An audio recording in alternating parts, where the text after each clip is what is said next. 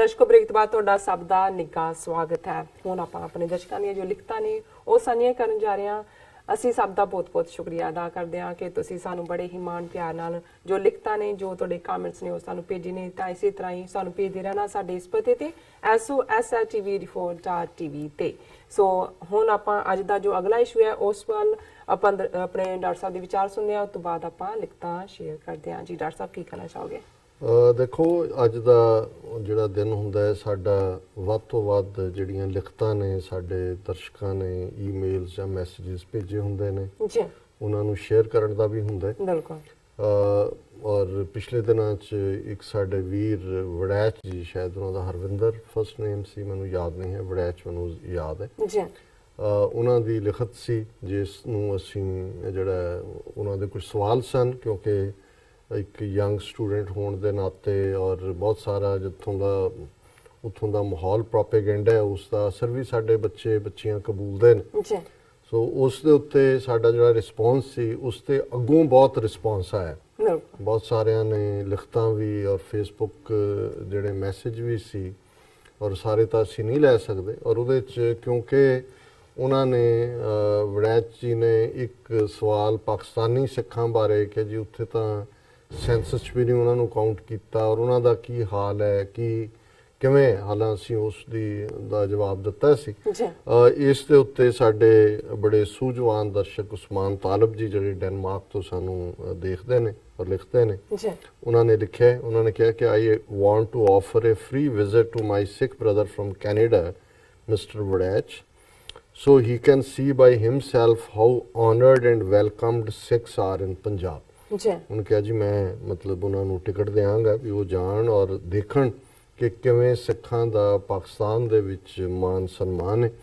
But if he is blindfolded and brainwashed by Indian media, so no one can change that। ਪਰ ਜੇ ਭਾਰਤੀ media ਨੇ ਜਿਹੜਾ ਉਹ ਦਿਮਾਗ ਸਾਫ਼ ਕੀਤਾ ਹੋਇਆ ਹੈ ਔਰ ਤੁਸੀਂ ਆਲਰੇਡੀ ਜਿਹੜਾ ਹੈ ਉਹ ਅੱਖਾਂ ਤੇ ਪੱਟੀ ਬੰਨੀ ਹੋਈ ਹੈ, ਫਿਰ ਕੁਛ ਨਹੀਂ ਕੀਤਾ ਜਾ ਸਕਦਾ, ਫਿਰ ਉਹ ਕੋਈ ਤਬਦੀਲੀ। In my opinion every Sikh should listen to doctor Sahib and historians of Sikh history regards. Usman ji, ਤੁਹਾਡਾ ਬਹੁਤ-ਬਹੁਤ ਸ਼ੁਕਰੀਆ।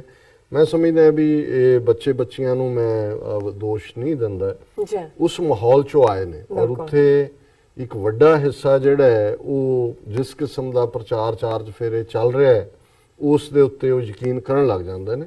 ਔਰ ਜਿਹੜੇ ਕਈ ਵਾਰ ਸੱਚਮੁੱਚ ਰਿਸਰਚ ਕਰਦੇ ਨੇ, ਇਹ ਸਾਰੇ ਪਾਸੇ ਤੁਰੇ ਹੋਏ ਨੇ, ਉਹ ਫਿਰ ਉਸ ਸੱਚ ਨੂੰ ਲੱਭ ਵੀ ਲੈਂਦੇ ਨੇ। ਔਰ ਇਸੇ ਤਰ੍ਹਾਂ ਇੱਕ ਸਾਡੇ ਵੀਰ ਜਿਨ੍ਹਾਂ ਨੇ ਸਾਨੂੰ ਆਸਟ੍ਰੇਲੀਆ ਤੋਂ ਲਿਖਿਆ, ਉਹਨਾਂ ਨੇ ਵੀ ਉਹਨਾਂ ਨੂੰ ਜਿਹੜਾ ਇਹੀ ਕਿਹਾ ਵੀ ਮੈਂ ਵੀ ਇਵੇਂ ਹੀ ਸੀ ਕਿ ਪਹਿਲਾਂ ਮੈਂ ਡਿਫਰੈਂਟਲੀ ਸੋਚਦਾ ਸੀ, ਪਰ ਮੈਂ ਹੁਣ ਜਿਹੜਾ ਮੇਰਾ ਬਿਲਕੁਲ ਡਿਫਰੈਂਟ ਓਪੀਨੀਅਨ ਹੈ। ਔਰ ਮੈਂ ਉਹਨਾਂ ਦੀ ਕੱਢ ਨਹੀਂ ਸਕਿਆ ਈਮੇਲ, ਮੈਂ ਫਿਰ ਡਿਸਕਸ ਕਰਾਂਗੇ।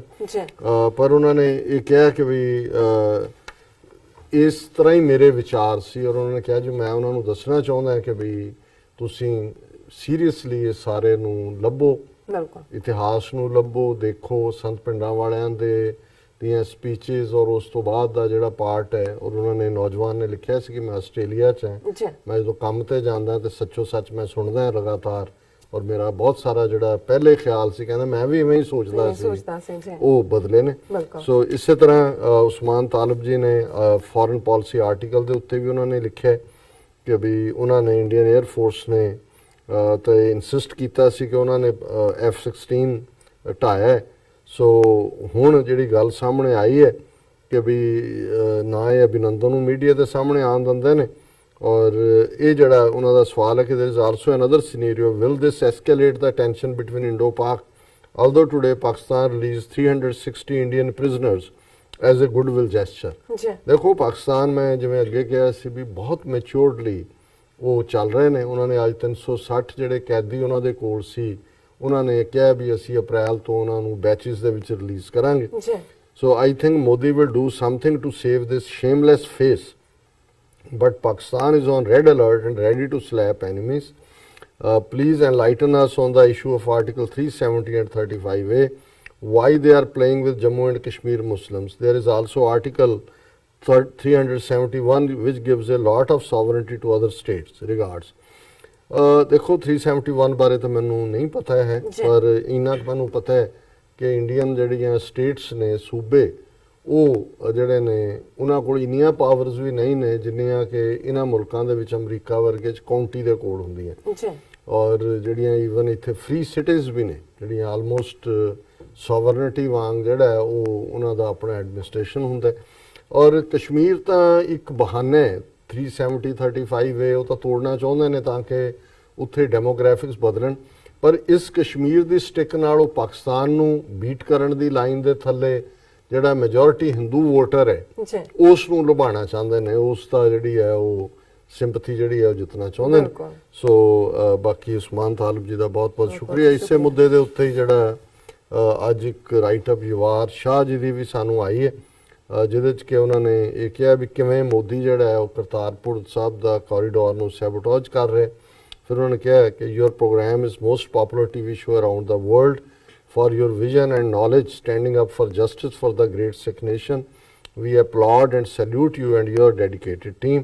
बहुत बहुत शुक्रिया जवाहर शाह जी, ये ਤੁਹਾਡੀ ਨਿਵਾਜ਼ਿਸ਼ ਹੈ।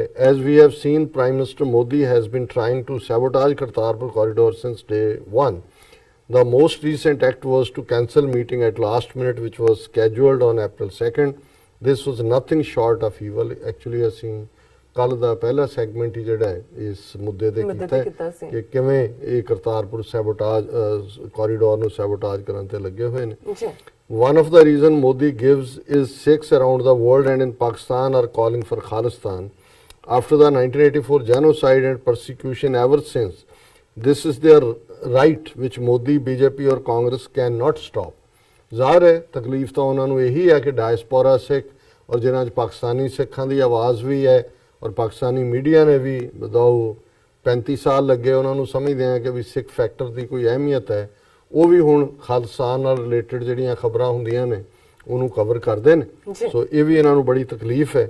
Another thing thrown at Pakistan is 700 or 1000 pilgrims who would be allowed every day. He wants the figure to be 5000. He doesn't care for Sikhs, so this is just to put blame on Pakistan. ਇਹ ਮੈਂ ਕੱਲ ਦੇ ਪਹਿਲੇ segment 'ਚ ਵੇਰਵੇ ਨਾਲ ਗੱਲ ਕੀਤੀ ਸੀ ਕਿ ਸਾਊਦੀ ਅਰੇਬੀਆ ਜਿੱਥੇ ਮੱਕਾ ਔਰ ਮਦੀਨਾ ਨੇ ਉੱਥੇ ਇਸਲਾਮਿਕ ਰੂਲਰ ਨੇ 55 ਤੋਂ ਜ਼ਿਆਦਾ ਸਟੇਟਾਂ ਨੇ ਦੁਨੀਆ 'ਚ ਜਿੱਥੇ ਮੁਸਲਮਾਨ ਮੈਜੋਰਿਟੀ 'ਚ ਨੇ।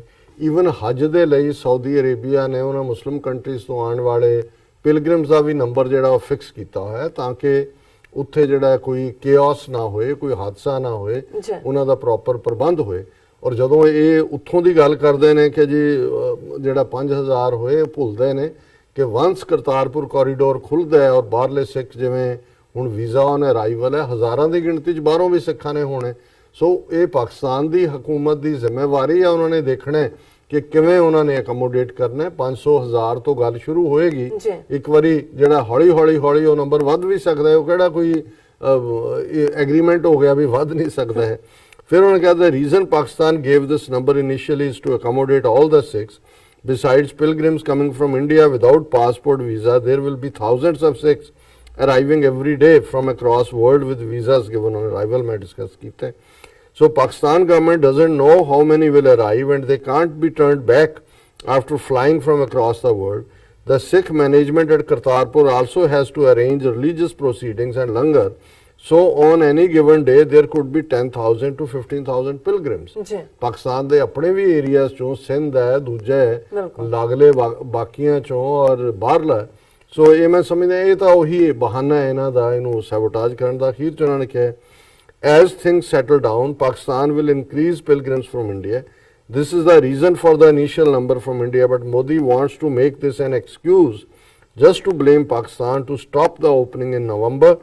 Please continue your extraordinary mission of peace, justice for Sikhs worldwide. We in Pakistan will always welcome our Sikh brethren with great love and hospitality. Pakistan is blessed with rich Sikh heritage. With greatest respect, admiration and love. ਯਵਾਰ Shah ji ਬਹੁਤ ਬਹੁਤ ਸ਼ੁਕਰੀਆ। ਤੁਹਾਡੀਆਂ stories ਵੀ ਜਿਹੜੀਆਂ ਤੁਸੀਂ ਸਾਨੂੰ regularly ਭੇਜਦੇ ਰਹਿੰਦੇ ਹੋ ਇਹ ਸਾਡੇ ਲਈ ਬਹੁਤ ਹੈਲਪਫੁਲ ਹੁੰਦੀਆਂ ਜਿਹੜਾ ਸਾਰੀ ਸਿਚੁਏਸ਼ਨ ਨੂੰ ਸਮਝਣ ਲਈ ਵੀ। ਔਰ ਤੁਹਾਡੀ ਬਹੁਤ ਪਿਆਰੀ ਲਿਖਤ ਜਿਸ ਚੋਂ ਪਿਆਰ ਜਿਹੜਾ ਹੈ ਉਹ ਡੁੱਲ ਪੈਂਦਾ ਹੈ, ਉਸ ਦੇ ਲਈ ਤੁਹਾਡਾ ਬਹੁਤ ਫੇਸਬੁੱਕ ਮੈਸੇਜ ਲੈਂਦੀ ਆ। ਅਸੀਂ ਸਭ ਦਾ ਪਹਿਲਾਂ ਸ਼ੁਕਰੀਆ ਅਦਾ ਕਰਦੇ ਹਾਂ ਔਰ ਸਾਂਝੀ ਫਤਿਹ ਬੁਲਾਉਂਦੇ ਹਾਂ। ਵਾਹਿਗੁਰੂ ਜੀ ਕਾ ਖਾਲਸਾ, ਵਾਹਿਗੁਰੂ ਜੀ ਕੀ ਫਤਿਹ। ਅਸਲਾਮ ਵਾਲੇਕਮ। मुबाशर सरासा लिखते हैं, उन्होंने काफी सारे मैसेज लिखते हैं। योर स्टाइल दिल को मोह लेता है। I don't know when Sikh people will understand Hindu mentality और Khalistan will be our neighbour. और उन्होंने लिखा, doctor Sahab and respected Neelam Kaur ji, please continue your struggle, I am sure you will achieve the goal. फिर उन्होंने अगू लिखा है, एक और उन्होंने मैसेज हैगा, आई लव वाचिंग यू। उन्होंने इस तरह लिखा और लिखा सुपर पीपल। एंड फिर उन्होंने लिखा there should be Khalsa state pure Sikh state उन्होंने लिखा। और फिर साढ़े को मैसेज भुपिंदर सिंह जी सानू लिखते हैं, डॉक्टर साहब कैनबरा ਦੀ ਗੁਰਦੁਆਰਾ ਪ੍ਰਬੰਧਕ ਕਮੇਟੀ ਨੇ ਹਿੰਦੁਸਤਾਨੀ ਐਮਬੈਸਡਰ ਨੂੰ ਗੁਰਦੁਆਰੇ ਸੱਦ ਕੇ ਪੱਗ ਬੰਨੀ ਤੇ ਸਿੱਖਾਂ ਦਾ ਮੂੰਹ ਚੜਾਇਆ। ਐਲਾਨਤ ਕਮੇਟੀ ਦੇ ਉਹਨਾਂ ਮੈਂਬਰਾਂ ਨੂੰ ਇਸ ਕਰਤੂਤ ਲਈ ਫੋਟੋ ਪਾ ਕੇ ਬੜੇ ਮਾਣ ਨਾਲ ਇਸ ਬਾਰੇ ਲਿਖਿਆ। ਦੇਖੋ ਇੰਡੀਅਨ ਗਵਰਨਮੈਂਟ ਦੇ ਜਿਹੜੇ ਹੁਣ ਟੁਚੇ ਨੇ ਜਾਂ ਜਿਨ੍ਹਾਂ ਨੂੰ ਮੈਂ ਜਮਹੂਰੀਆ ਕਹਿੰਦਾ, ਉਹ ਵੀ ਉਹਨਾਂ ਨੇ ਥਾਂ ਥਾਂ ਐਕਟਿਵ ਕੀਤੇ ਹੋਏ ਨੇ।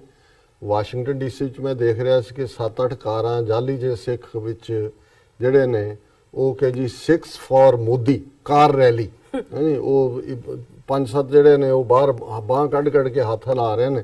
ਸੋ ਕੈਨਬਰਾ 'ਚ ਵੀ ਹੋਇਆ ਹੋਗਾ, ਹੋਰ ਵੀ ਕਈ ਥਾਂ ਤੇ ਅਟੈਂਪਟ ਕਰਨਗੇ, ਕਿਉਂਕਿ ਉਹ ਇਹ ਪ੍ਰਭਾਵ ਦੇਣਾ ਚਾਹੁੰਦੇ ਨੇ ਜੀ ਕਿ ਨਹੀਂ ਇਵੇਂ ਸਾਡੇ ਤੇ ਮੁਕੰਮਲ ਬਾਈਕਾਟ ਨਹੀਂ ਹੋਇਆ ਹੋਇਆ। ਪਰ ਇਹ ਫਿਰ ਹੁਣ ਮੈਂ ਪੰਜਾਬੀ 'ਚ ਕਹਿਣਾ ਨਹੀਂ ਚਾਹੁੰਦਾ ਵੀ ਅਲਟੀਮੇਟਲੀ ਕਿਵੇਂ ਸਮਝਣਗੇ, ਪਰ ਹੁਣ ਮੇਰਾ ਖਿਆਲ ਹੈ ਵੀ ਸਿੰਘਾਂ ਨੂੰ ਫਿਰ ਖਾਲਸਾਈ ਜਲਵਾਈ ਦਿਖਾਣਾ ਪਏਗਾ, ਹੋਰ ਕੋਈ ਤਰੀਕਾ ਨਹੀਂ ਬਚਿਆ। ਇਮਰਾਨ ਮਜ਼ਹਰ ਸਾਨ ਲਿਖਦੇ ਨੇ, ਇਨਸ਼ਾਅੱਲਾ Khalistan will become, I want to see Khalistan one country in the world as neighbour of Pakistan ਲਿਖਿਆ ਉਹਨਾਂ ਨੇ ਸਾਨੂੰ। ਬਹੁਤ ਸ਼ੁਕਰੀਆ। ਅਗਲੇ ਵੀ ਸੈਗਮੈਂਟ ਤੇ ਵੀ ਮੈਸੇਜ ਹੈਗਾ ਇੱਕ ਮੇਰੇ ਕੋਲ। ਸੈਯਦ ਮਹਿੰਦੀ ਸਾਨ ਲਿਖਦੇ ਨੇ, ਡਾਕਟਰ ਸਾਹਿਬ ਐਂਡ ਨੀਲਮ ਸਾਹਿਬਾ अस्सलाम वालेकुम, Sat Shri Akal. Today I am awake for your show, only love your programme, love Khalistan लिखਿਆ ਉਹਨਾਂ ਨੇ। ਥੈਂਕ ਯੂ ਸੋ ਮਚ ਜੀ। ਹਾਂਜੀ, ਹੁਣ ਮੈਂ ਤੁਹਾਡੇ ਤੋਂ ਲੈਣਾ ਗੈਰੀ ਸੰਧੂ, ਤਾਰਿਕ ਸਜਦ ਜੀ, ਉਹਨਾਂ ਨੇ ਹੈਲੋ खालिस्तान जिंदाबाद, MU रहमान अस्सलाम वालेकुम, सत श्री अकाल।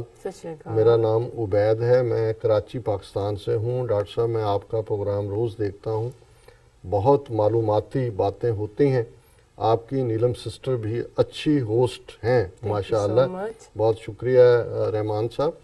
अब्दुल खान, तारिक साजिद, फिर जड़ा उन्होंने MU रहमान जी ने लिखा, डॉक्टर साहब इंडिया अब तक तो बहुत खुश हो रहा था अमेरिका से, अब जब अमेरिका ने सच बोला है तो अमेरिका को भी गालियां निकाल रहे हैं। मतलब इंडियंस की नज़र में अकेला मोदी सच्चा है, बाकी दुनिया झूठी। नहीं, इन्हां नूं ਇਹ ਜਿਹੜਾ ਆਪ ਝੂਠ ਬੋਲਦੇ ਨੇ ਫਿਰ ਆਪਣੇ ਝੂਠ ਤੇ ਯਕੀਨ ਕਰਨ ਲੱਗ ਜਾਂਦੇ ਨੇ। ਉਹ ਜਦੋਂ ਫਿਰ ਕੋਈ ਉਹਨਾਂ ਦੇ ਝੂਠ ਦੇ ਬੈਲੂਨ 'ਚ ਪਿੰਨ ਮਾਰਦਾ ਹੈ, ਉਹ ਜਦੋਂ ਬਸਟ ਕਰਦਾ ਹੈ ਤਾਂ ਫਿਰ ਇਹਨਾਂ ਦੀਆਂ ਚੀਕਾਂ ਨਿਕਲਦੀਆਂ ਨੇ। ਸੈयद हसन शाह गिलानी, हेलो सर, सत श्री अकाल, सलाम फ्रॉम पाकिस्तान।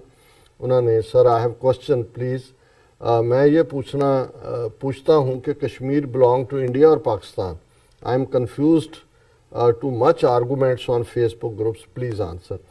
सैयद हसन शाह गिलानी जी, ਤੁਹਾਡਾ ਸਵਾਲ ਤਾਂ ਮੇਰਾ ਖਿਆਲ ਹੈ ਇਹਦਾ ਜ਼ਾਹਰ ਹੈ ਕਿ ਵੀ ਜਦੋਂ UN ਸਿਕਿਉਰਿਟੀ ਕਾਉਂਸਲ 'ਚ ਇੰਡੀਆ ਇਸ ਇਸ਼ੂ ਨੂੰ ਲੈ ਕੇ ਗਿਆ ਤੇ ਉਹਦੇ 'ਚ ਇਹੀ ਸੀ ਕਿ ਵੀ ਕਸ਼ਮੀਰ ਜਿਹੜਾ ਹੈ ਉਹ ਐਕਸੈਸ਼ਨ ਇੰਡੀਆ ਨਾਲ ਹੈ ਕਿ ਪਾਕਿਸਤਾਨ ਨਾਲ ਹੈ। ਲੇਕਿਨ ਜ਼ਾਹਰ ਹੈ ਵੀ ਜਿਹੜਾ ਸੈਂਟਰਲ ਨੇ ਇਹਨਾਂ 'ਚੋਂ ਕਸ਼ਮੀਰੀ ਲੋਕ ਨੇ ਕਿ ਕਸ਼ਮੀਰੀਆਂ ਦੀ ਰਜ਼ਾਮੰਦੀ ਦੇ ਨਾਲ ਪਲੇਬਸਾਈਟ ਜਾਂ ਰੈਫਰੈਂਡਮ ਇਹੀ ਹੁੰਦਾ ਹੈ ਕਿ ਜਿਹੜਾ ਕਸ਼ਮੀਰੀਆਂ ਦੇ ਨਾਲ ਉਹਨਾਂ ਨੂੰ ਪੁੱਛਿਆ ਜਾਏ ਵੀ ਉਹ ਕੀ ਚਾਹੁੰਦੇ ਨੇ। ਸੋ ਮੇਰਾ ਖਿਆਲ ਹੈ ਕਿ ਵੀ ਤੁਹਾਡਾ ਸ਼ਾਇਦ ਪਾਰਸ਼ਲੀ ਮੈਂ ਆਨਸਰ ਕੀਤਾ ਹੋਇਆ। ਕਸ਼ਮੀਰ ਵਿਰਕ ਜੀ ਬੜੇ ਦਿਨਾਂ ਬਾਅਦ ਆਏ ਨੇ, ਵਿਰਕ ਸਾਹਿਬ ਤੁਸੀਂ ਕਿੱਥੇ ਚਲੇ ਜਾਂਦੇ ਹੋ?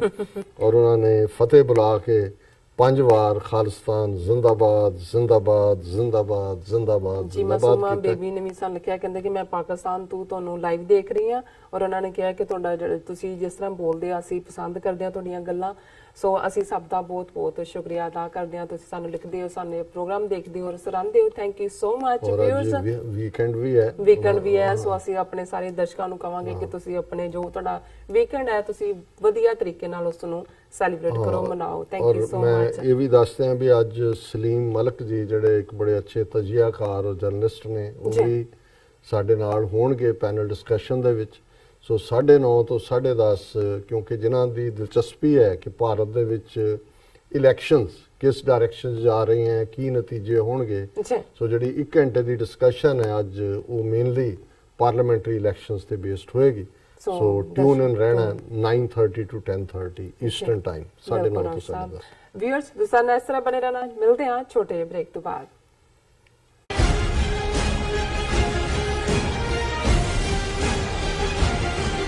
ਖਾਲਸਾ ਸਾਜਨਾ ਦਿਵਸ ਨੂੰ ਦੇਸ਼ ਵਿਦੇਸ਼ ਵਿੱਚ ਨੈਸ਼ਨਲ ਸਿੱਖ ਡੇ ਵਜੋਂ ਸਥਾਪਿਤ ਕਰਨ ਲਈ ਸ੍ਰੀ ਗੁਰੂ